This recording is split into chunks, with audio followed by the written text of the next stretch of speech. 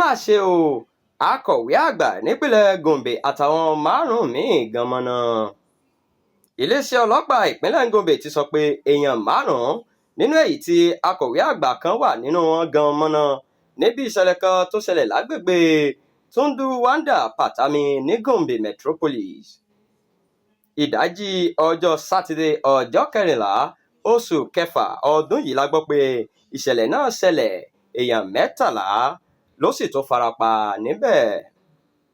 A gbọ́ pé akọ̀wé àgbà tó ń rí sí iṣẹ́ àkànṣe àti ìṣàkóso agbègbè Abdullahi Kulani la gbọ́ pé ó wà nínú ilé nígbà tí ìṣẹ̀lẹ̀ náà ṣẹlẹ̀.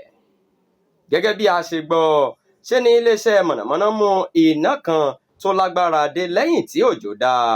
Iná náà ló sì wọnú transformer agbègbè náà pẹ̀lú agbára eléyìí tó ṣokùnfà wàhálà náà.